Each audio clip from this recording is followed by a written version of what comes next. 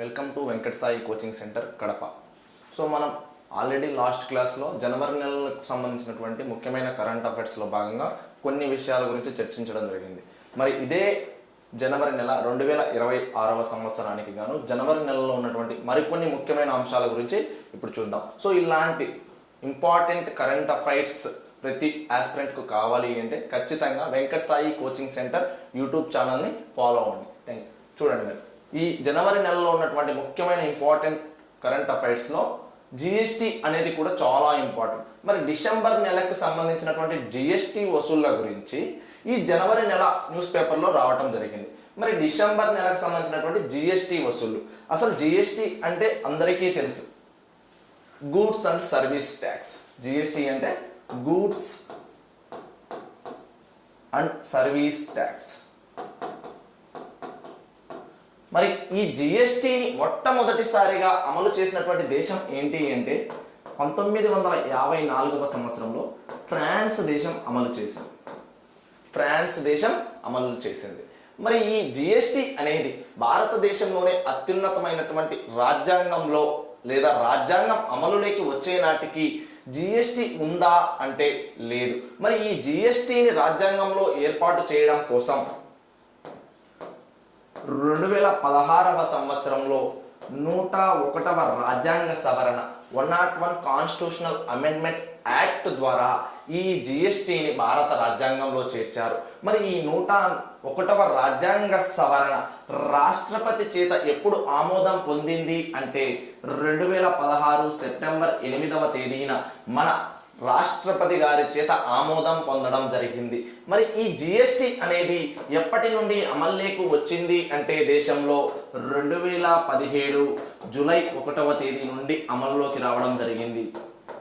2017 July 1వ తేదీ నుండి అమల్లోకి రావడం జరిగింది. ఈ జిఎస్టీకి సంబంధించినటువంటి రాజ్యాంగ సవరణ చట్టం ఎన్నవది అంటే 101వ రాజ్యాంగ సవరణ చట్టం. ఈ 101వ రాజ్యాంగ సవరణ చట్టం రాష్ట్రపతి చేత ఎప్పుడు ఆమోదం పొందింది అంటే 2016 సెప్టెంబర్ 8వ తేదీన ఆమోదం పొందింది. ఈ జిఎస్టీని అమలు చేసినటువంటి మొట్టమొదటి రాష్ట్రం ఏది అంటే అస్సాం. జిఎస్టీని అమలు చేసిన మొట్టమొదటి రాష్ట్రం ఏది అంటే అస్సాం. అదే రెండవ రాష్ట్రం ఏది అంటే బీహార్. మరి జిఎస్టీ అమలులోకి వచ్చిన తర్వాత అమలు పరిచిన రాష్ట్రం ఏది అంటే జమ్మూ అండ్ కాశ్మీర్. ప్రస్తుతం ఇది కేంద్రపాలిత ప్రాంతంగా ఉంది. కానీ జిఎస్టీ అమల్లోకి వచ్చిన తర్వాత దీన్ని అమలు చేసినటువంటి రాష్ట్రం ఏది అంటే జమ్మూ కాశ్మీర్. జిఎస్టీని మొట్టమొదటిగా ఇంప్లిమెంట్ చేసినటువంటి స్టేట్ ఏది అంటే అస్సాం. సెకండ్ స్టేట్ ఏది అంటే బీహార్. జిఎస్టీకి సంబంధించినటువంటి కాన్స్టిట్యూషనల్ అమెండ్మెంట్ యాక్ట్ ఎన్నవది అంటే 101. దీన్ని రాష్ట్రపతి ప్రెసిడెంట్ చేత ఎప్పుడు ఇది ఆమోదించబడింది అంటే 2016 సెప్టెంబర్ 8. మరి ఇది ఎప్పటి నుండి అమల్లోకి వచ్చింది అంటే 2017 జూలై 1. మరి జిఎస్టీ అనేది ఒక ఇండైరెక్ట్ ట్యాక్స్, పరోక్ష పన్ను. జిఎస్టీ అనేది ఒక పరోక్ష పన్ను, ఇది ప్రత్యక్ష పన్ను కాదు, పరోక్ష పన్ను. మరి డిసెంబర్ నెల జిఎస్టీ వసూళ్ల గురించి ఒకసారి చూస్తే డిసెంబర్ నెలలో 1.74 లక్షల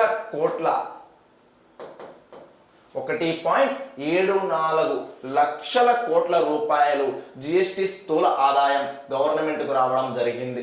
మరి ఇది 2025 డిసెంబర్ నెలలో నమోదైనటువంటి జిఎస్టీ వసూళ్లు. మరి సేమ్ ఇదే మంత్ 2024 డిసెంబర్ నెలలో నమోదైనటువంటి జిఎస్టీ వసూళ్లు ఎంత అంటే 1.64 లక్షల కోట్లు.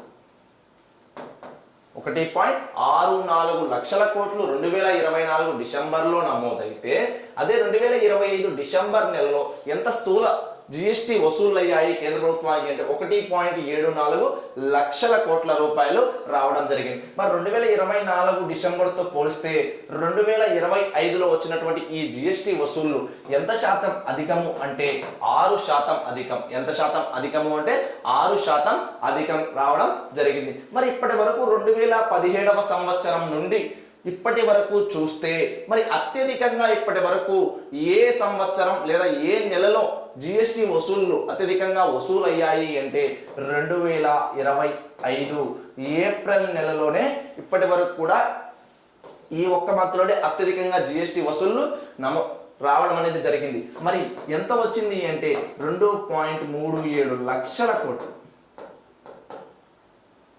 అత్యధిక జిఎస్టి వసూళ్లు నమోదైనటువంటి సంవత్సరం లేదా నెల ఎప్పుడు అంటే 2025 ఏప్రిల్ నెలలో రావటం జరిగింది కేంద్ర ప్రభుత్వానికి. ఎంత స్థూల జిఎస్టీలు రావడం జరిగింది అంటే 2.37 లక్షల కోట్ల రూపాయలు రావడం జరిగింది. మరి అలాగే చూస్తే 2024-25 ఫినాన్షియల్ ఇయర్ ఏప్రిల్ 1 నుండి మార్చ్ 31 వరకు మొత్తం ఎంత జిఎస్టి వసూలు అయ్యింది అనేది చూస్తే 22.08 లక్షల కోట్ల రూపాయలు ఈ ఫినాన్షియల్ ఇయర్లో కేంద్ర ప్రభుత్వానికి జిఎస్టి రూపంలో రావడం జరిగింది. 2024-25 ఫినాన్షియల్ ఇయర్లో మొత్తం జిఎస్టి వసూళ్లు ఎంత అంటే 22.08 లక్షల కోట్లు. మరి ఇది యావరేజ్గా చూస్తే యావరేజ్ గా చూస్తే సరాసరిన ఒక నెలకు ఎంత జిఎస్టి వసూలు అయ్యింది అంటే 1.84 లక్షల కోట్లు. 1.84 లక్షల కోట్ల రూపాయలు ఇది సరాసరిగా రావటం జరిగింది. సరాసరి ఒక నెల జిఎస్టి వసూళ్లు. అదే ఈ ఫినాన్షియల్ ఇయర్ కు సంబంధించినటువంటి జిఎస్టి వసూళ్లు ఎంత అంటే 22.08 లక్షల కోట్ల రూపాయలు రావడం అనేది జరిగింది. మరి ఈ జిఎస్టికి నోడల్ మినిస్ట్రీ లేదా జిఎస్టి కౌన్సిల్ యొక్క ఎక్స్ అఫిషియో చైర్మన్ గా ఎవరు వ్యవహరిస్తారు అంటే సెంట్రల్ ఫినాన్స్ మినిస్టర్ గారు వ్యవహరిస్తారు. జిఎస్టి యొక్క ఎక్స్ అఫిషియో చైర్మన్ గా ఎవరు వ్యవహరిస్తారు అంటే సెంట్రల్ ఫినాన్స్ మినిస్టర్ గారు వ్యవహరిస్తారు. ప్రజెంట్ మనకు తెలుసు central finance minister Nirmala Sitharaman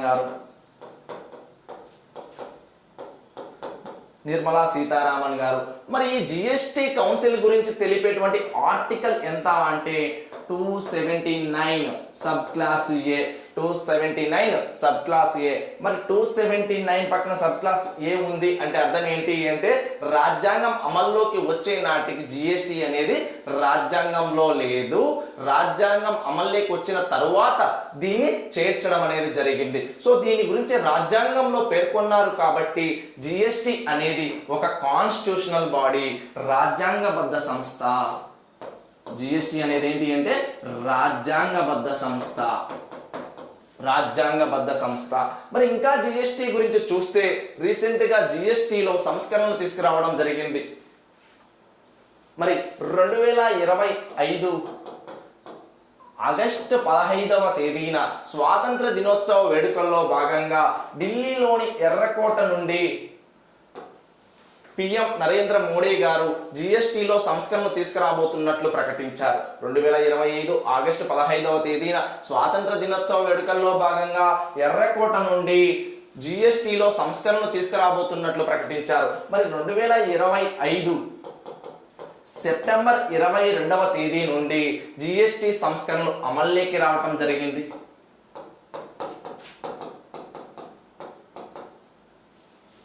GST reforms అనేది లేదా జిఎస్టి సంస్కరణలు అనేది 2025 సెప్టెంబర్ 22వ తేదీ నుండి అమల్లోకి రావడం జరిగింది. మరి ఈ సంస్కరణలో భాగంగా ప్రస్తుతం మనకు జిఎస్టి స్లాబ్స్ ఎన్ని ఉన్నాయి అంటే కేవలం 5% మరియు 18% మాత్రమే ఉన్నాయి. ప్రస్తుతం జిఎస్టి స్లాబ్స్ ఏవి అమల్లో ఉన్నాయి అంటే 5% మరియు 18% మాత్రమే అమల్లో ఉండడం జరుగుతూ ఉంది. సో ఇదంతా కూడా జిఎస్టి గురించి.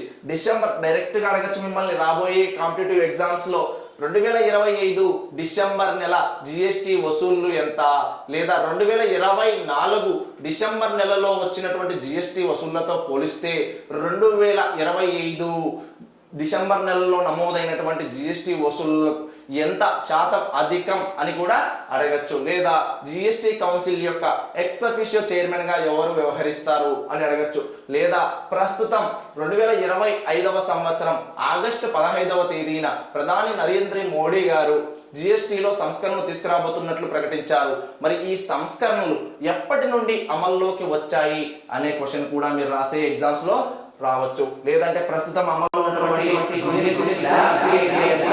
అడగచ్చు. ఇదంతా కూడా జిఎస్టి గురించి. నెక్స్ట్ టాపిక్ చూద్దాం. రతపాని టైగర్ రిజర్వ్ వార్తల్లో ఉంది. 2026 జనవరి నెలలో రతపాని టైగర్ రిజర్వ్ అనేది వార్తల్లో ఉంది. మరి ఈ రతపాని టైగర్ రిజర్వ్ అనేది ఎందుకు వార్తల్లో ఉంది చూస్తే, అసలు రతపాని టైగర్ రిజర్వ్ ఎక్కడ ఉంటుంది అంటే మధ్యప్రదేశ్లో ఉంటుంది. మధ్యప్రదేశ్ రాష్ట్రంలో ఉంది. ఈ రతపాని టైగర్ రిజర్వ్ అనేది మధ్యప్రదేశ్లో 7వ టైగర్ రిజర్వ్. 7వ టైగర్ రిజర్వ్. ఓవరాల్ గా దేశంలో చూస్తే ఈ రతపాని టైగర్ రిజర్వ్ అనేది 57వది. దేశంలో ఏమో 57వది, మధ్యప్రదేశ్ రాష్ట్రంలో ఏమో 7వది. మరి ఈ రతపాని టైగర్ రిజర్వ్ ఎందుకు ఇప్పుడు వార్తల్లో ఉంది అంటే, 2026 జనవరి నెలలో మధ్యప్రదేశ్ రాష్ట్ర ప్రభుత్వం ఈ రతపాని టైగర్ రిజర్వ్కు ఒక గొప్ప వ్యక్తి పేరును పెట్టడం జరిగింది. మరి ఎవరు ఆ గొప్ప వ్యక్తి అంటే, డాక్టర్ విష్ణు శ్రీధర్ వాకంకర్. ప్రస్తుతం దీన్ని doctor Vishnu Sridhar Wakankar Ratapani tiger reserve అని పిలవాలి. మరి ఈ టైగర్ రిజర్వ్ కు డాక్టర్ విష్ణు శ్రీధర్ వాకంకర్ గారి పేరును మధ్యప్రదేశ్ ప్రభుత్వం పెట్టడం జరిగింది. మరి ఎవరు ఈయన విష్ణు శ్రీధర్ వాకంకర్ గారు అంటే, ప్రముఖ పురావస్తు శాస్త్రవేత్త, ఆర్కియాలజీ సైంటిస్ట్. పురావస్తు శాస్త్రవేత్త. మరి ఈ పురావస్తు శాస్త్రవేత్త పేరును ఈ రతపాని టైగర్ రిజర్వ్ కు ఎందుకని పెట్టారు అంటే, ఈయన 1957వ సంవత్సరంలో మధ్యప్రదేశ్ రాష్ట్రంలో ఉన్నటువంటి భింబెట్కా గుహలను కనిపెట్టడం జరిగింది.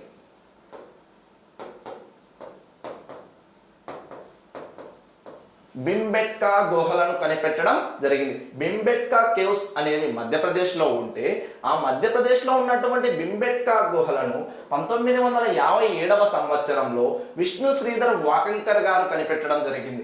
మరి ఈ మధ్యప్రదేశ్లో భింబెట్కా గుహలు ఎక్కడున్నాయి అంటే, ఈ రతపాని టైగర్ రిజర్వ్లోనే ఉన్నాయి. భింబెట్కా గుహలు ఎక్కడున్నాయి అంటే రతపాని టైగర్ రిజర్వ్ లోనే ఉన్నాయి. మరి రతపాని టైగర్ రిజర్వ్ లో ఉన్నటువంటి భింబెట్కా గుహలను కనిపెట్టింది ఈయనే కాబట్టి ఆ టైగర్ రిజర్వ్ కు ఈయన పేరును పెడితే బాగుంటుంది అని చెప్పి మధ్యప్రదేశ్ రాష్ట్ర ప్రభుత్వం ఇటీవల ఈ టైగర్ రిజర్వ్ కు ఈయన పేరును పెట్టడం జరిగింది. మరి టైగర్ రిజర్వ్ అంటున్నా, ఈ రతపాని అనేది దేశంలో 57వది, అలాగే మధ్యప్రదేశ్ రాష్ట్రంలో 7వది అంటున్నా. మరి ప్రస్తుతం దేశంలో ఎన్ని టైగర్ రిజర్వులు ఉన్నాయి అంటే 58 టైగర్ రిజర్వులు ఉన్నాయి ప్రస్తుతం దేశంలో. మరి 58వ టైగర్ రిజర్వ్ ఏంటి అంటే Madhav national park.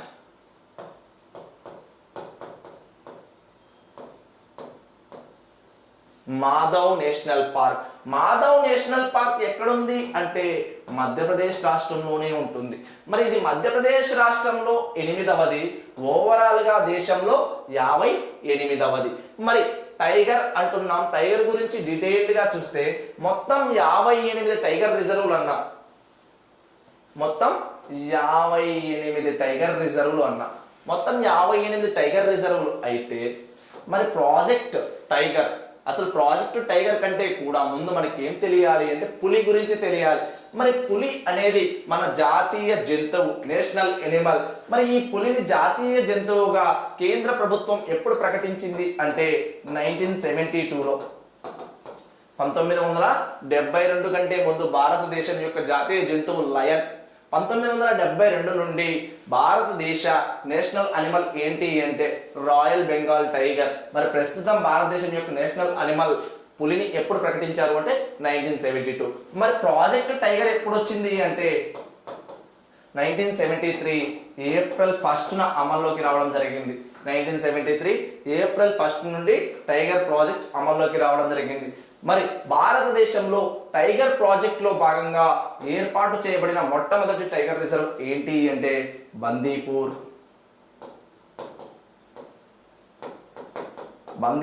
Tiger reserve. మరి బందీపూర్ టైగర్ రిజర్వ్ ఎక్కడ ఉంటుంది అంటే కర్ణాటక. దేశంలో ఏర్పాటు చేయబడినటువంటి మొట్టమొదటి టైగర్ రిజర్వ్ ఏంటి అంటే బందీపూర్. మరి ఇంకా వరుసగా కొన్ని చూస్తే జిమ్ కార్బెట్ టైగర్ రిజర్వ్ ఎక్కడ ఉంటుంది అంటే ఉత్తరాఖండ్. యూకే అంటే ఉత్తరాఖండ్. నెక్స్ట్ మూడవది సిమ్లీపాల్ టైగర్ రిజర్వ్ ఎక్కడ ఉంటుంది అంటే Odisha. Next Ranthambore tiger reserve ఎక్కడ ఉంటుంది అంటే Rajasthan. Next Melghat tiger reserve ఎక్కడ ఉంటుంది అంటే మహారాష్ట్ర.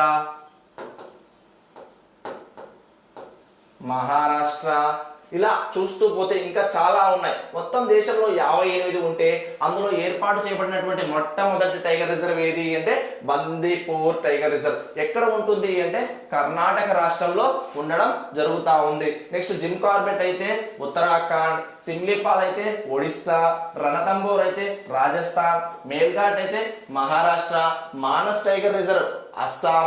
ఇలా చెప్పుకుంటూ పోతే మొత్తం 58 టైగర్ రిజర్వ్లు దేశంలో ఉండడం జరుగుతూ ఉంది.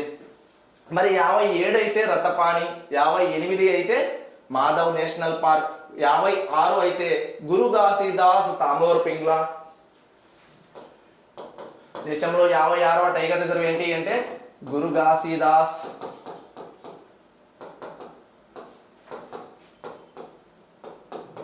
తామోర్ పింగ్లా ఛత్తీస్గఢ్. గురు ఘాసీదాస్ తామోర్ పింగ్లా ఛత్తీస్గఢ్. 55 వీరాంగన దుర్గావతి 55 ధోల్పూరు కరౌలి రాజస్థాన్. సో ఇవన్నీ కూడా టైగర్ రిజర్వ్. మరి టైగర్ గురించి మాట్లాడుకుంటున్నాం. ఇక్కడ దేశంలో 58 టైగర్ రిజర్వ్లు ఉన్నాయని మనం చెప్పుకుంటా ఉన్నాం. మరి ఈ పులులకు కూడా ప్రత్యేక దినోత్సవం నిర్వహించాలి అని చెప్పి 2010వ సంవత్సరం రష్యాలోని సెయింట్ పీటర్స్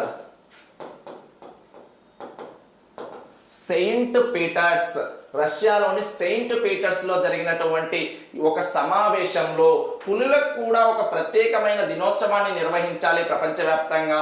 అప్పుడు పులుల మీద లేదా పులులను సంహరించకుండా, పులులను వేటాడకుండా వాటి గురించి ఒక ప్రత్యేకంగా దినం నిర్వహించడం వల్ల ప్రపంచవ్యాప్తంగా పులులపైన ఒక అవగాహన అనేది రావడం జరుగుతుంది అని చెప్పి 2010వ సంవత్సరం రష్యాలోని సెయింట్ పీటర్స్ లో జరిగినటువంటి ఒక కార్యక్రమంలో నిర్ణయించడం జరిగింది. అందుకనే పులుల కోసం ప్రత్యేకంగా జూలై 29వ తేదీని అంతర్జాతీయ పులుల దినోత్సవంగా నిర్వహిస్తున్నారు. అంతర్జాతీయ పులుల దినోత్సవంగా జూలై 29ని నిర్వహించడం జరుగుతూ ఉంది. మరి ఈ జూలై 29 అంతర్జాతీయ పులుల దినోత్సవాన్ని మొట్టమొదటిసారిగా ఎప్పుడు నిర్వహించారు అంటే 2010వ సంవత్సరంలో నిర్వహించడం జరిగింది. 2010వ సంవత్సరంలో నిర్వహించడం జరిగింది. మరి పులులు అంటున్నాం, దేశంలో 58 టైగర్ రిజర్వ్లు అంటున్నాం, దానికంటూ ఒక ప్రత్యేక దినం అంటున్నాం. ఆ దినోత్సవం ఎప్పుడు అంటే జూలై 29 అంటున్నాం. ఎక్కడ నిర్ణయించారు అంటే రష్యాలోని సెయింట్ పీటర్స్ లో జరిగినటువంటి మీటింగ్ లో అన్నాం. ఎప్పుడు జరిపారో తొలిసారిగా అంటే 2010లో అన్నాం. మరి భారతదేశంలో కూడా పులుల గురించి 58 టైగర్ రిజర్వ్లు ఉన్నాయి. మరి ఈ పులుల సంరక్షణ లేదా పులుల గణన అనేది ఎలా ఉందో చూద్దాం ఒకసారి దేశంలో. మరి టైగర్ ప్రాజెక్ట్ స్టార్ట్ అయింది ఎప్పుడు అంటే 1973. మరి పులులకు సంబంధించి లేదా పులుల గణనను చేపట్టేది ఎవరు అంటే NTCA. దేశంలో పులుల గణనను చేపట్టేది ఎవరు అంటే NTCA, national tiger conservative authority అనేది పులుల గణనను చేపడుతుంది దేశంలో. మరి ఈ NTCAని ఎప్పుడు ఏర్పాటు చేశారు అంటే 2005లో ఏర్పాటు చేశారు. NTCA అనేది దేశంలో టైగర్ సెన్సెస్ గురించి పనిచేస్తుంది. మరి ఈ టైగర్ సెన్సెస్ ను తీసే ఎన్టీసీఏ ఎప్పుడు ఏర్పాటైంది అంటే 2005లో ఏర్పాటైంది. మరి ఈ ఎన్టీసీఏ దేని యొక్క ఆధ్వర్యంలో పనిచేస్తుంది లేదా ఎన్టీసీఏ యొక్క నోడల్ మినిస్ట్రీ ఏంటి అంటే MoEFCC ministry of environment, forest and climate change. ఏంటి అంటే ministry of environment, forest and climate change మంత్రిత్వ శాఖ ఆధ్వర్యంలో ఈ ఎన్టీసీఏ పనిచేస్తా ఉంది. మరి ఈ MoEFCC ministry of forest and climate change ప్రస్తుతం మినిస్టర్ గా ఎవరున్నారు అంటే భూపేంద్ర యాదవ్ గారు ఉన్నారు.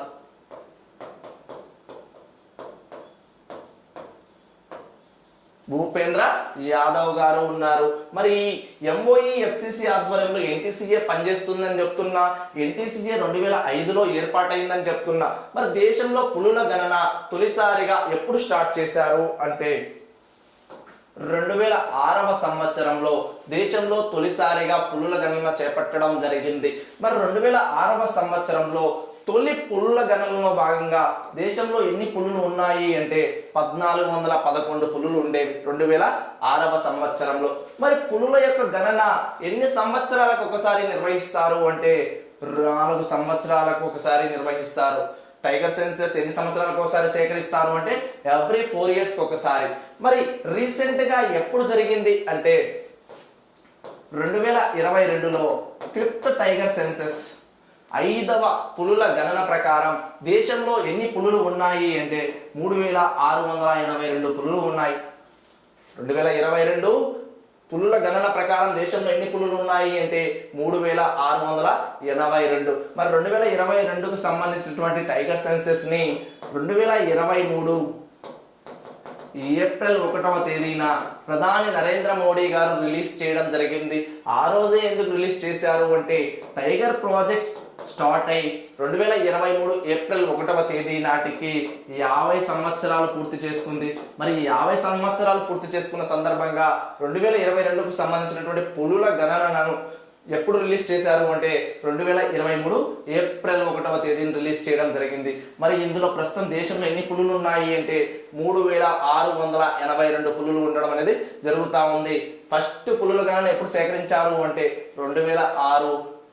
ఎన్ని సంవత్సరాలకు ఒకసారి పులుల గణన చేపడతారు అంటే 4 సంవత్సరాలకు ఒకసారి. మరి దేశంలో 3682 పులులు ఉంటే మరి ప్రస్తుతం ఆంధ్రప్రదేశ్లో ఎన్ని పులులు ఉన్నాయి? 2006లో చూస్తే 40 పులులు ఉండేవి రాష్ట్రంలో. మరి ప్రస్తుతం 2022 పులుల సెన్సస్ లేదా పులుల గణన ప్రకారం రాష్ట్రంలో ఎన్ని పులులు ఉన్నాయి అంటే 75 పులులు ఉన్నాయి. మరి ఈ 75 పులుల్లో అత్యధికంగా ఎక్కడ ఉన్నాయి అంటే శ్రీశైలం నాగార్జున సాగర్ టైగర్ రిజర్వ్ లో 64 పులులు ఉన్నాయి. మన రాష్ట్రంలో అయితే 75 ఉన్నాయి. అందులో కూడా అత్యధికంగా ఎక్కడ ఉన్నాయి అంటే శ్రీశైలం నాగార్జున సాగర్ దగ్గర 64 పులులు ఉండడం అనేది జరుగుతూ ఉంది. సో ఇదంతా కూడా టైగర్ రిజర్వ్ కు సంబంధించినటువంటి విషయం. ఇదంతా మనం ఇక్కడ ఎందుకు మాట్లాడుకున్నాము అంటే రతపాని టైగర్ రిజర్వ్ కు ఇటీవల ప్రముఖ పురావస్తు శాస్త్రవేత్త విష్ణు శ్రీధర్ వాకంకర్ గారి పేరును పెట్టడం జరిగింది. సో నెక్స్ట్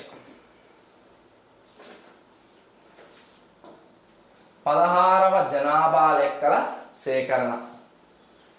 16వ జనాభా లెక్కల సేకరణ చూడండి సెన్సస్. మరి యాక్చువల్గా మనకు 2021వ సంవత్సరంలో జనాభా లెక్కల సేకరణ అనేది జరగాలి. కానీ కోవిడ్ పాండమిక్ వలన ఇక్కడ నిలిపివేశారు. కోవిడ్ పాండమిక్ వలన 2021వ సంవత్సరంలో జనాభా లెక్కల సేకరణ అనేది జరగాలి, కానీ జరగలేదు. కానీ ఇది ఎప్పుడు జరుగుతుంది అంటే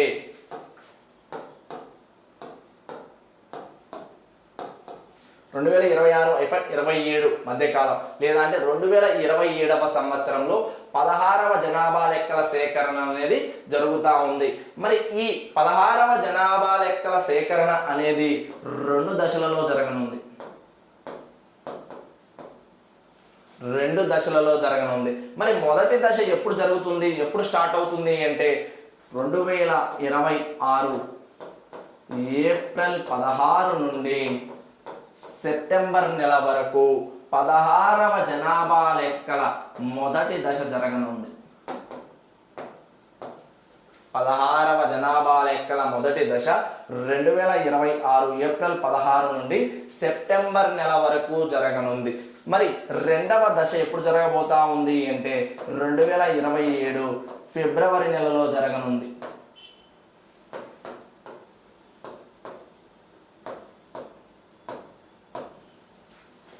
రెండవ దశ ఎప్పుడు అంటే 2027 ఫిబ్రవరి నెలలో. మరి మొదటి దశ ఎప్పుడు అంటే 2026 ఏప్రిల్ 16 నుండి సెప్టెంబర్ వరకు మొదటి దశ. మరి ఇది 16 అంటున్నాం. ఓవరాల్గా దేశంలో జనాభా లెక్కల సేకరణ స్టార్ట్ అయినప్పటి నుండి ఇప్పటి వరకు ఇది ఎన్నవది అంటే 16వది. అదే చూస్తే స్వాతంత్ర్య అనంతరం ఆఫ్టర్ ఇండిపెండెన్స్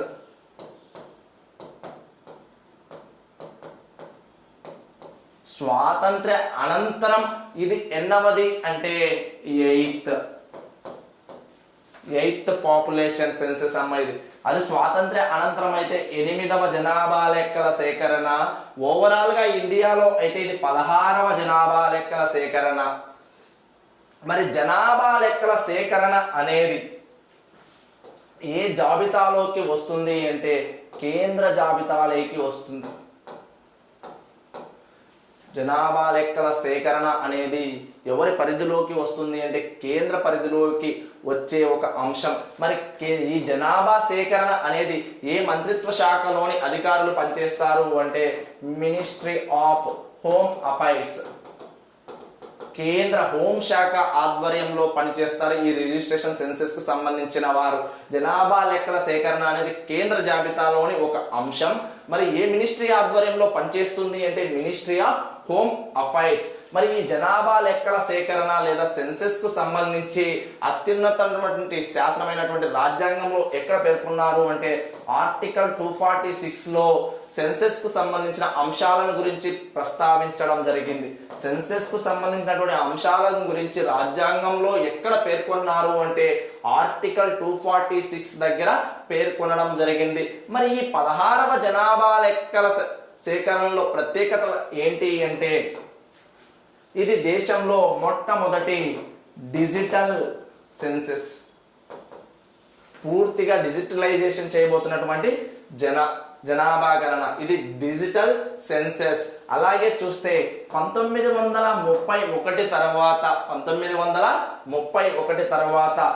1948 జనగణన చట్టం, జనగణన చట్టంలోని సెక్షన్ 3 ప్రకారం దేశంలో కులగణన కూడా చేపట్టనున్నారు. 1931 సంవత్సరం తరువాత 1948 జనగణన సెన్సస్ యాక్ట్ సెక్షన్ 3 ప్రకారం దేశంలో మొదటిసారిగా కులగణనను కూడా చేపట్టనున్నారు. చూడండి ప్రత్యేకతలు ఏంటి అంటే ఇది డిజిటల్ సెన్సస్. అలాగే 1931 సంవత్సరం తరువాత 1948 సెన్సస్ యాక్ట్ లోని సెక్షన్ 3 ప్రకారం దేశంలో తొలిసారిగా కులగణనను కూడా చేపట్టనున్నారు. మరి అసలు జనాభా లెక్కలు అంటున్నాం. జనాభా లెక్కల సేకరణ ఎప్పుడు స్టార్ట్ అయ్యింది దేశంలో అంటే 1872 లార్డ్ మేయో గారి కాలంలో స్టార్ట్ అయింది. లార్డ్ మేయో గారి కాలంలో స్టార్ట్ అయింది జనాభా లెక్కల సేకరణ అనేది. మరి ఈ లార్డ్ మేయో గారే అప్పటి భారతదేశ వైస్రాయ్. ఈయనే భారతదేశంలో హత్య చేయబడ్డ ఏకైక వైస్రాయ్. కానీ ఇది ఎవ్రీ 10 years కు జరిగినటువంటి సెన్సెస్ కాదు. కేవలం తొలిసారిగా దేశంలో 1872 సంవత్సరంలో లార్డ్ మేయో గారి కాలంలో జనాభా సేకరణ అనేది జరిగింది. మరి ప్రతి 10 సంవత్సరాలకు ఒకసారి జనాభా గణన అనేది ఏ వైస్రాయ్ గారి కాలంలో జరిగింది అంటే 1881 లార్డ్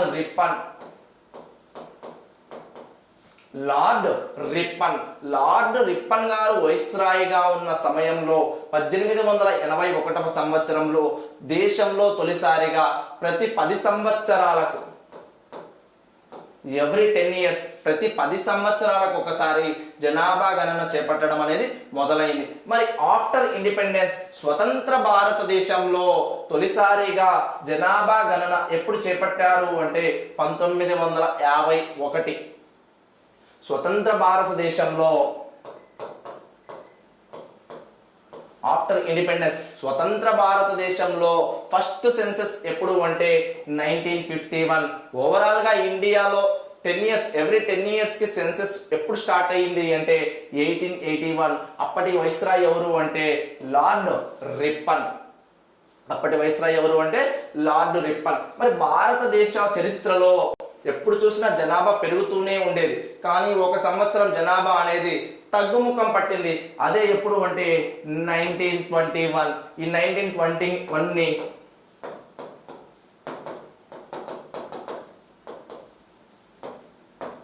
గ్రేట్ డివైడింగ్ ఇయర్ గా పిలుస్తారు. ప్రపంచ విభాజ్య సంవత్సరం ఎప్పుడు అంటే 1921. ఎందుకు అంటే ఈ సంవత్సరంలో భారతదేశం యొక్క జనాభా తగ్గుదల ముఖం పట్టింది. మరి జనాభా అంటున్నాం, వరల్డ్ పాపులేషన్ డే ఎప్పుడు జరుపుకుంటారు?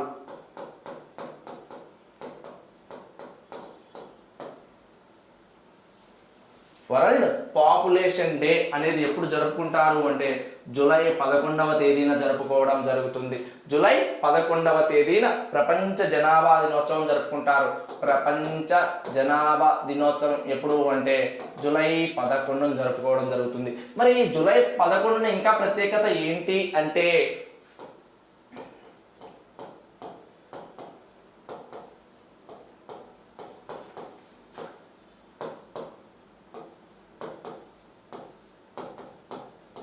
జూలై 11 ఇంకా ఒకటేమో ప్రపంచ జనాభా దినోత్సవం. అదే జూలై 11 ఇంకా ప్రత్యేకత ఏంటి అంటే తెలంగాణ ఇంజనీర్స్ దినోత్సవం. మరి తెలంగాణ ఇంజనీర్స్ దినోత్సవం జూలై 11వ తేదీన నిర్వహిస్తే మరి జాతీయ ఇంజనీర్స్ దినోత్సవం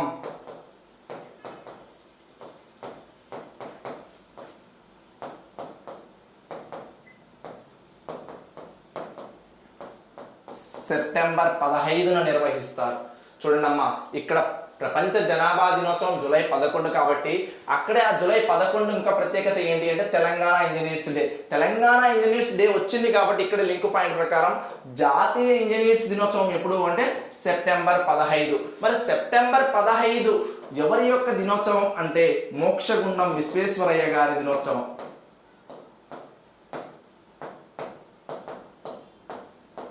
మోక్షగుండం విశ్వేశ్వరయ్య గారి దినోత్సవం. ఈ మోక్షగుండం విశ్వేశ్వరయ్య గారే 1934వ సంవత్సరంలో ఏ ప్లాన్డ్ ఎకానమీ ఫర్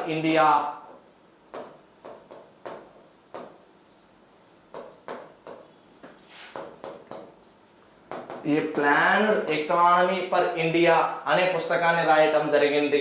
ఇది ఒక బుక్ ఎవరు రాశారు అంటే మోక్షగుండం విశ్వేశ్వరయ్య. ఆ మోక్షగుండం విశ్వేశ్వరయ్య పుట్టినరోజు ఏంటి అంటే సెప్టెంబర్ 15. ఆ సెప్టెంబర్ 15 స్పెషల్ ఏంటి అంటే నేషనల్ ఇంజనీర్స్ డే. మరి ఈ మోక్షగుండం విశ్వేశ్వరయ్య గారికి 1955వ సంవత్సరంలో భారతరత్నను ప్రదానం చేసింది భారత ప్రభుత్వం. భారతరత్నను ప్రదానం చేయటం జరిగింది. మరి సెప్టెంబర్ 15 నేషనల్ ఇంజనీర్స్ డేతో పాటు మరొక దినోత్సవాన్ని కూడా నిర్వహిస్తారు. ఏంటి అంటే ఇంటర్నేషనల్ డెమోక్రసీ డే, అంతర్జాతీయ ప్రజాస్వామ్య దినోత్సవం. సెప్టెంబర్ 15 యొక్క మరొక ప్రత్యేకత ఏంటి అంటే అంతర్జాతీయ ప్రజాస్వామ్య దినోత్సవం. మరి అంతర్జాతీయ ప్రజాస్వామ్య దినోత్సవం సెప్టెంబర్ 15న నిర్వహిస్తే డెమోక్రసీ వచ్చింది కాబట్టి 2024వ సంవత్సరంలో వరల్డ్ డెమోక్రసీ సమ్మిట్ అంతర్జాతీయ ప్రజాస్వామ్య సదస్సు ఎక్కడ జరిగింది అంటే సౌత్ కొరియాలో జరిగింది. సో చూడండి అమ్మా, 2024లో డెమోక్రసీ సమ్మిట్ ఎక్కడ జరిగింది అంటున్నాను అంటే సౌత్ కొరియాలో జరిగింది. మరి సౌత్ కొరియా గురించి చూస్తే సౌత్ కొరియా క్యాపిటల్ ఏంటి అంటే సియోల్. మరి సౌత్ కొరియా కరెన్సీ ఏంటి అంటే ఓన్. సౌత్ కొరియా ప్రస్తుత అధ్యక్షుడు ఎవరు అంటే లీ జే మ్యూంగ్. డెమోక్రటిక్ పార్టీకి చెందినవాడు లీ జే మ్యూంగ్. సౌత్ కొరియా ప్రస్తుత అధ్యక్షుడు లీ జే మ్యూంగ్. సౌత్ కొరియా కరెన్సీ ఏంటంటే వోన్. సౌత్ కొరియా క్యాపిటల్ ఏంటంటే సియోల్. మరి సౌత్ కొరియా ఎలాగో సౌత్ కొరియాలో 2024లో డెమోక్రసీ సమ్మిట్ జరిగింది అని చెప్తున్నాను. అదే చూస్తే ఇంకా సౌత్ కొరియా 2025 వార్తల్లో ఉంది. ఎందుకు అంటే 2025 మే 27 నుండి 31వ తేదీ వరకు 26వ ఆసియా అథ్లెటిక్స్ ఛాంపియన్షిప్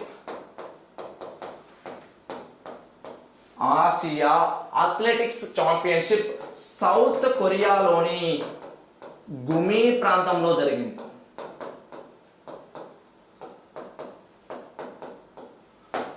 సౌత్ కొరియాలోని గుమి ప్రాంతంలో జరిగింది. ఎన్నవ ఎడిషన్ అంటే 26th. మరి ఈ 26th ఆసియా అథ్లెటిక్స్ ఛాంపియన్షిప్ లో భారతదేశం 8 gold, 10 silver, 6 bronze, total 24 medals తో సెకండ్ ప్లేస్ లో నిలిచింది.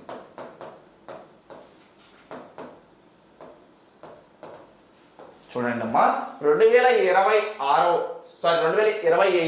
మే 27 నుండి 31వ తేదీ వరకు 26వ ఆసియా అథ్లెటిక్స్ ఛాంపియన్షిప్ సౌత్ కొరియాలోని గుమి ప్రాంతంలో జరిగితే ఇందులో భారతదేశం 8 గోల్డ్, 10 సిల్వర్, 6 బ్రాంజ్, మొత్తం 24 పతకాలతో 2వ స్థానంలో నిలిచింది. మరి ఈ ఆసియా అథ్లెటిక్స్ ఛాంపియన్షిప్ లో టోటల్ 26 పతకాలతో చైనా మొదటి స్థానంలో నిలిచింది. నెక్స్ట్ 24 పతకాలతో థర్డ్ ప్లేస్ లో జపాన్ నిలిచింది. సెకండ్ ప్లేస్ ఆల్రెడీ మాట్లాడుకున్నాం, ఇక్కడ ఇండియా వచ్చింది అని. నెక్స్ట్ ఫోర్త్ ప్లేస్ లో 5 మెడల్స్ లో కజకిస్తాన్ నిలిచింది. కజకిస్తాన్ నిలవడం జరిగింది. మరి చూడండి, 2025 మే 27 నుండి 31వ తేదీ వరకు జరిగినటువంటి 26వ ఆసియా అథ్లెటిక్స్ ఛాంపియన్షిప్ లో మన తెలుగు అమ్మాయి జ్యోతి ఎర్రాజీ గారు 100 మీటర్స్ హార్డిల్స్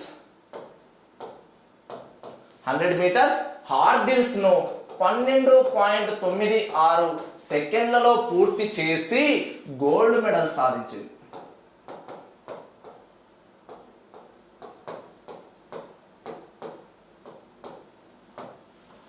చూడండి అమ్మా, ఈ 26వ ఆసియా అథ్లెటిక్స్ ఛాంపియన్షిప్ లో జ్యోతి ఎర్రాజీ గారు 100 మీటర్ హార్డిల్స్ ను 12.96 సెకండ్ లో కంప్లీట్ చేసి గోల్డ్ మెడల్ ను సాధించటం జరిగింది.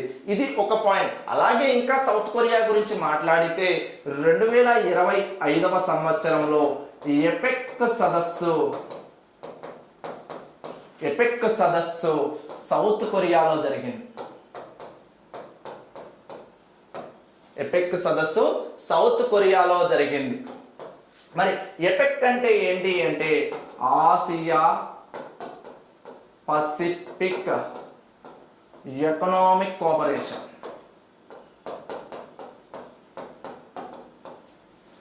Asia Pacific economic cooperation. మరి ఎపెక్ ఫార్మేషన్ ఎప్పుడు అంటే 1989. మరి ఎపెక్ హెడ్ క్వార్టర్స్ లేదా ఎపెక్ లో మెంబర్షిప్ కంట్రీస్ ఎన్ని అంటే 21.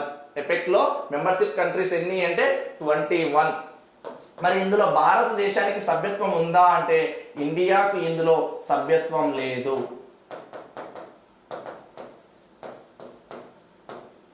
మెంబర్షిప్ కంట్రీస్ ఎన్ని అంటే 21. ఫార్మేషన్ ఎప్పుడు అంటే 1989.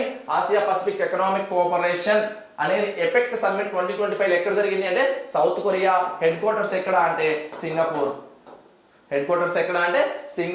సో చూడండి అమ్మ, ఇక్కడ ఈ జనాభా లెక్కల దగ్గర సింగపూర్ ఎందుకు వచ్చింది అంటే జనాభా దినోత్సవం ఎప్పుడు జరుపుకుంటామంటే జూలై 11. ఆ జూలై 11 తెలంగాణ ఇంజనీర్స్ డే. మరి నేషనల్ ఇంజనీర్స్ డే ఎప్పుడు అంటే సెప్టెంబర్ 15. ఆ సెప్టెంబర్ 15 ఎవరి బర్త్డే అంటే మోక్షగుండం విశ్వేశ్వరయ్య గారి బర్త్డే. ఆయన 1934లో ఏ ప్లాన్డ్ ఎకానమీ ఫర్ ఇండియా అనే బుక్ రాయడం జరిగింది. ఆయనకే 1955లో భారతరత్న ఇవ్వడం జరిగింది. ఇంకా చూస్తే ఇలా చెప్పుకుంటా పోతే ఇందాక జూలై 1 2017లో జిఎస్టీ అమల్లోకి వచ్చిందని చెప్పాం. ఈ జూలై 1 ఏంటి ప్రత్యేకత అంటే జిఎస్టీ డే. జిఎస్టీ డేతో పాటు కూడా జూలై 1 ఏంటి ఇంపార్టెన్స్ అంటే national doctors day. National doctors day. West Bengal రాష్ట్రానికి చెందిన బిధాన్ రాయ్ గారి జన్మదినం.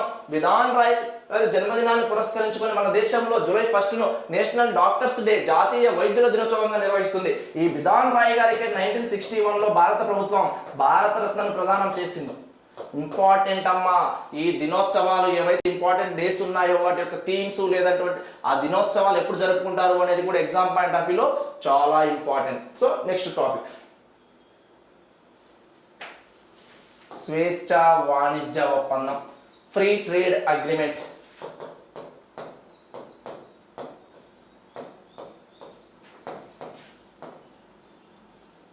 Free trade agreement. మరి ఫ్రీ ట్రేడ్ అగ్రిమెంట్ అనే దాని గురించి ఇవాళ పేపర్లోనే చూసాం. ఇవాళ ఉదయాన్నే నిన్న జరిగినటువంటి 77వ గణతంత్ర దినోత్సవ వేడుకలకు ముఖ్య అతిథులుగా యూరోపియన్ యూనియన్ కమిషన్ ప్రెసిడెంట్ మరియు యూరోపియన్ యూనియన్ కౌన్సిల్ ప్రెసిడెంట్లు ఇద్దరు కూడా, ఒకరు ఉర్సులా వాన్ డెర్ లేయన్, మరొకరు ఆంటోనియో కోస్టా, వీరిరువురు కూడా భారతదేశాన్ని నిన్న సందర్శించారు. వీరితో ఇవాళ అంటే 27/2026వ తేదీన ఒక స్వేచ్ఛా వాణిజ్య ఒప్పందం జరగనున్నట్లు ఇవాళ ఉదయమే పేపర్లో చదివాం. గొప్ప గొప్ప కార్లన్నీ కూడా చాలా వరకు తగ్గనున్నాయి అని పేపర్లో చదివాం. మరి అది వార్తల్లో ఉంది కాబట్టి అసలు ఏంటి ఈ free trade agreement? Free trade agreement మన భారతదేశం ఇంతకుముందు ఏ ఏ దేశాలతో చేసుకుందో ఇప్పుడు చూద్దాం. అసలు ట్రేడ్ అంటే అందరికీ తెలుసు. వాణిజ్యం అంటే అందులో ఏముంటాయి అంటే ఇంపోర్ట్స్, ఎక్స్పోర్ట్స్. ఇంపోర్ట్స్, ఎక్స్పోర్ట్స్ ఉంటాయి. మరి ఎగుమతులు దిగుమతులు ఉన్నదాన్ని వాణిజ్యం అంటున్నాం. ఎగుమతులు దిగుమతులు ఉన్నదాన్ని వాణిజ్యం అంటున్నాం. మరి ట్రేడ్ అనేది భారతదేశంలో ఏ మంత్రిత్వ శాఖ ఆధ్వర్యంలో పనిచేస్తుంది అంటే ministry of commerce. Ministry of trade and commerce. So ministry of commerce ఆధ్వర్యంలో ఈ ట్రేడ్ వాణిజ్యం అనేది పనిచేస్తుంది. మరి మినిస్ట్రీ ఆఫ్ కామర్స్ ప్రస్తుతం ఎవరున్నారు దేశంలో అంటే పీయూష్ గోయల్. పీయూష్ గోయల్ గారు ప్రస్తుత భారతదేశ వాణిజ్య శాఖ మంత్రి. భారతదేశ వాణిజ్య శాఖ మంత్రి. మరి స్వేచ్ఛ వాణిజ్య ఒప్పందం ఇంతకుముందు భారతదేశం ఏవైనా దేశాలతో చేసుకుందా అంటే కొన్ని దేశాలతో చేసుకుంది. అవేంటో ఇప్పుడు చూద్దాం. అందులో మొట్టమొదటిది ఏంటి అంటే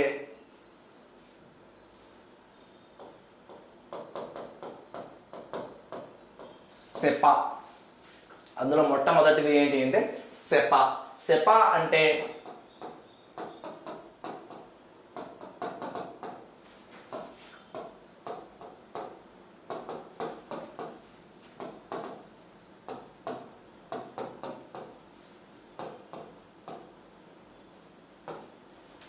సెపా అంటే ఏంటి అంటే కాంప్రిహెన్సివ్ ఎకనామిక్ పార్ట్నర్షిప్ అగ్రిమెంట్. సమగ్ర ఆర్థిక భాగస్వామ్య ఒప్పందం. ఏంటి తెలుగులో? లేదా సెపా అంటే ఏంటి అంటే కాంప్రిహెన్సివ్ ఎకనామిక్ పార్ట్నర్షిప్ అగ్రిమెంట్, సమగ్ర ఆర్థిక భాగస్వామ్య ఒప్పందం.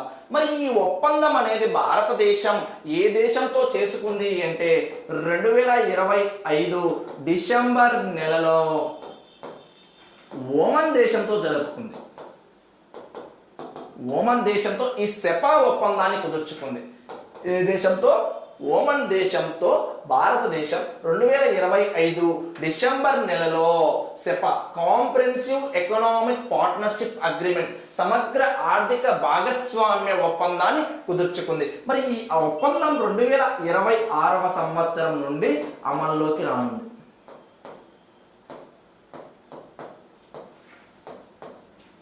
సో చూడండి, కాంప్రిహెన్సివ్ ఎకనామిక్ పార్ట్నర్షిప్ అగ్రిమెంట్ అనేది భారతదేశం ఏ దేశంతో కుదుర్చుకుంది అని మీరు రాయబోయే రేపటి ఎగ్జామ్లో అడగచ్చు. లేదా సమగ్ర ఆర్థిక భాగస్వామ్య ఒప్పందం అనేది భారతదేశం క్రింది ఏ దేశంతో ఒప్పందం కుదుర్చుకుంది అంటే ఒమన్ దేశంతో కుదుర్చుకుంది. ఎప్పుడు అంటే 2025 డిసెంబర్ నెలలో ఒప్పందం కుదుర్చుకుంది. మరి ఇది ఎప్పటి నుండి అమల్లోకి వస్తుంది అంటే 2026వ సంవత్సరం నుండి. ఇది ఒకటి. నెక్స్ట్ రెండవది సెటా కాంప్రహెన్సివ్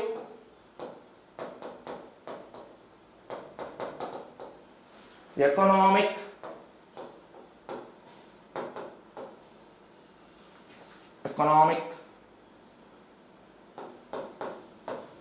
ట్రేడ్ అగ్రిమెంట్.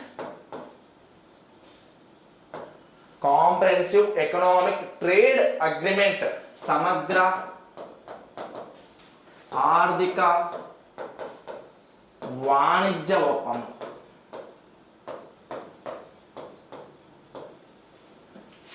సమగ్ర ఆర్థిక వాణిజ్య ఒప్పందం అనేది భారతదేశం 2025 జూలై నెలలో యూకేతో కుదుర్చుకుంది.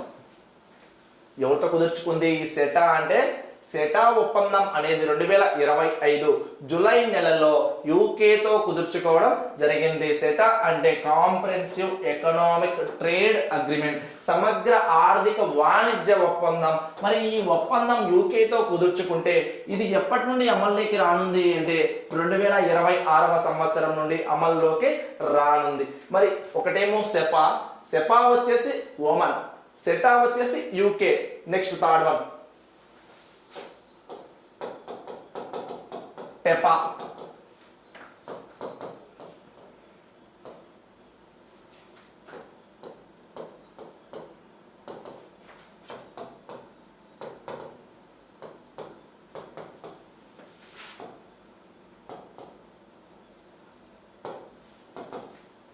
Trade and economic partnership agreement, వాణిజ్య మరియు ఆర్థిక భాగస్వామ్య ఒప్పందం.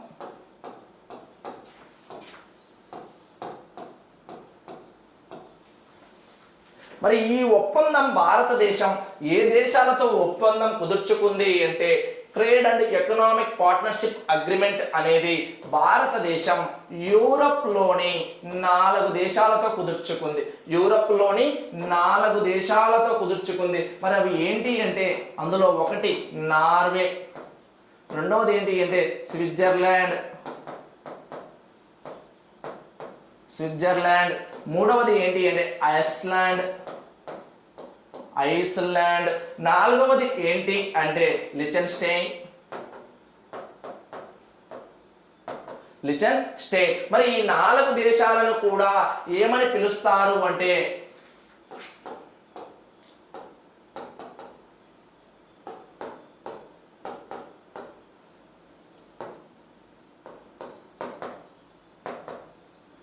ఈ 4 దేశాలను కూడా ఏమని పిలుస్తారు అంటే యూరోపియన్ ఫ్రీ ట్రేడ్ అసోసియేషన్.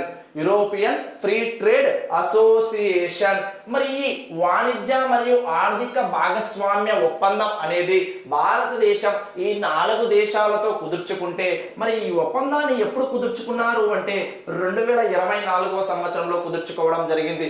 ఎప్పుడు అంటే 2024లో.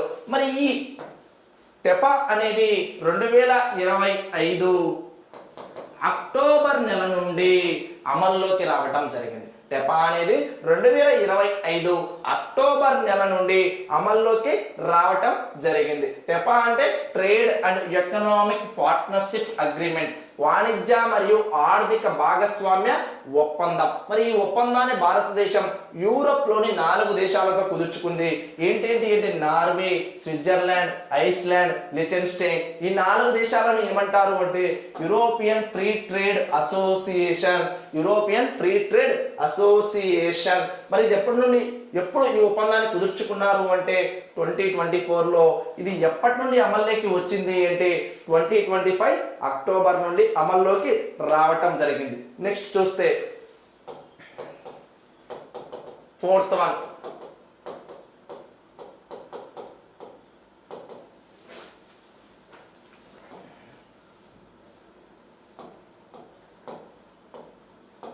India Australia economic cooperation trade agreement.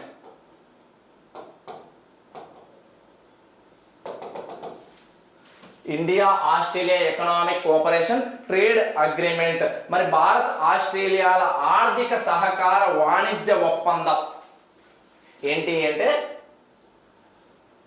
India Australia ఆర్థిక సహకార మరియు వాణిజ్య ఒప్పందం.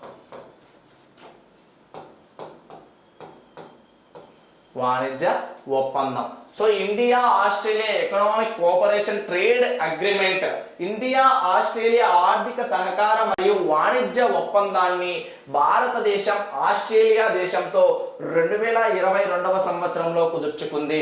మరి ఈ ఒప్పందం ఎప్పటి నుండి అమల్లోకి వచ్చింది అంటే 2022వ సంవత్సరం నుండి అమల్లోకి రావటం జరిగింది. మరి ఇక్కడ నేను మీకు 4 ఒప్పందాల గురించి చెప్పాను. సెపా చెప్పాను, నెక్స్ట్ సెటా చెప్పాను, తర్వాత టెఫా చెప్పాను. ఇది వచ్చేసి కొంచెం డిఫరెంట్. ఆస్ట్రేలియాకు మన ఇండియాకి ఆర్థిక సహకారం మరియు వాణిజ్య ఒప్పందం. ఇవన్నీ వీటి గురించి మనం ఇప్పుడు ఎందుకు మాట్లాడుకుంటున్నాము అంటే ఈ రోజు పేపర్లో మనం ఈయూతో స్వేచ్ఛా వాణిజ్య ఒప్పందం జరగబోతున్నట్లు పేపర్కు రావటం జరిగింది. మరి దీన్ని బేస్ చేసుకుని పూర్వం ఏమైనా జరిగాయా అని మన ఎగ్జామ్ పాయింట్ ఆఫ్ వ్యూలో అడిగే ఛాన్స్ ఉంది. కాబట్టి ఈ 4 అగ్రిమెంట్ల గురించి కూడా మనం ఇక్కడ మాట్లాడుకోవడం జరిగింది. సెపా వచ్చేసి ఓమన్, సెటా వచ్చేసి యూకే, టెపా వచ్చేసి యూరోప్లోని 4 దేశాలతో కుదుర్చుకోవడం జరిగింది. ఇలాంటి కరెంట్ అఫైర్స్ మీకు డైలీ కావాలి అంటే ప్రతి ఒక్క ఆస్పిరెంట్ కూడా మన వెంకట్ సాయి యూట్యూబ్ ఛానల్ని ఫాలో అవ్వండి. Thank you so much.